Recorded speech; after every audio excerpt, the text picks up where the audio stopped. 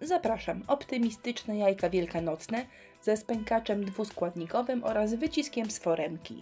Jajeczka dwuczęściowe można zrobić tak jak ja, a można do nich dodać jeszcze jajeczko akrylowe. Wiecie o co chodzi, połówkę jajka wklejamy do środka i wygląda to super.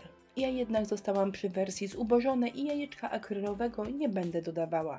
Wszystkie elementy maluję na białą farbą akrylową, a do środka wkleję radosne obrazki dzieci wydrukowane na papierze ryżowym. Obrazki wyrywam, a przygotowane do przyklejenia prezentują się tak. Przyklejam je za pomocą kleju do decoupage. Smaruję powierzchnię, przykładam rysunek, wszystko od góry pokrywam klejem i gotowe. Zawsze, naprawdę zawsze, zanim zacznę ozdabiać rysunek, najpierw go lakieruję. Lakier akrylowy matowy, jedna warstwa. A gdy lakier wyschnie i coś mi nie wyjdzie, bez problemu zetrę to z rysunku, nie uszkadzając go. Chorobliwie mieszam farby, ponieważ jak coś namieszam, natychmiast wydaje mi się, że to jest ładniejszy kolor. Zwykłe cieniowanie ramki, a ja już coś próbuję kombinować. Cień zrobiony samą szarością też wyglądałby dobrze, ale jakiś głos w środku głowy mówi mi, żeby dodać niebieski, więc cóż, dodaję. Cieniowanie starałam się zrobić agresywne, ale zwróćcie na nie uwagę na gotowej pracy. Naprawdę jest ledwo widoczne. Teraz obrazek sobie trochę poczeka, a ja się zajmę ramką. Jej brzegi będą ozdobione przecierkami, więc przyda się świeczka. Nacieram nią tylko brzegi ramek, ponieważ z brzegu będę chciała później zdjąć farbę. Ramka powinna pasować do obrazka, więc znowu mieszam. Szary, niebieski, biały plus kropelka zielonego, żeby farba nabrała koloru vintage. Czerwona ramka nawiązuje do kokardy oraz sukienki, w którą jest ubrana dziewczynka. Tu było łatwiej, tylko do czerwonego dodałam szarości.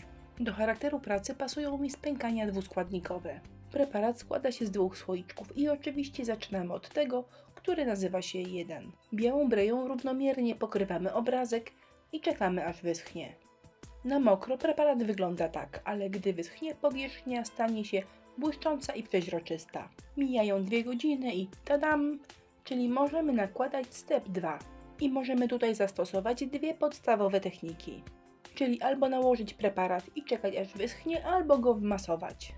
Na wierzchu pudełka proponuję nałożyć, a w tym wypadku lepiej jest wmasować. Wmasowanie preparatu w jeden obrazek zajęło mi 3 minuty. Po 3 minutach powierzchnia jest gładka i błyszcząca i teraz zostawiam ją na noc do wyschnięcia.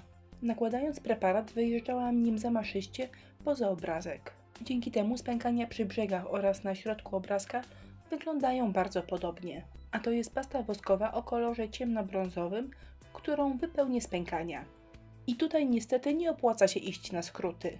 Jeżeli wypełnienie wybraliśmy ciemne i mamy na rysunku jakieś twarze, to może okazać się, że są one na końcu przeorane brzydkimi pęknięciami. Aby spękania były ozdobą, a buzie dzieciaków dalej wyglądały radośnie, stosuję białe wypełnienie. To jest pasta woskowa biała, którą domieszam do brązowej. I założenie mam takie, na brzegach mocne ciemne spękania, a na dzieciakach jaśniejsze aż do białych na ich buziach. Pastę nakładam bawełnianą ściereczką. Wciskam ją w spękania, a następnie szybciutko wycieram wszystko to, co w spękania nie wlazło. I gdy wszystko jest gotowe, mogę polakierować pracę lakierem rozpuszczalnikowym. Lakiery wodne nie nadają się do pokrywania spękań. Obrazki odkładam do suszenia i zabieram się za ramkę. Do ozdoby użyję foremki silikonowej i masy lekkiej. Niestety nie mam foremki, która mi idealnie pasuje, więc tym razem to co mam trochę stuninguję. Trochę przytnę, trochę przygnę i musi pasować. Ale z tymi masami to przecież żaden problem.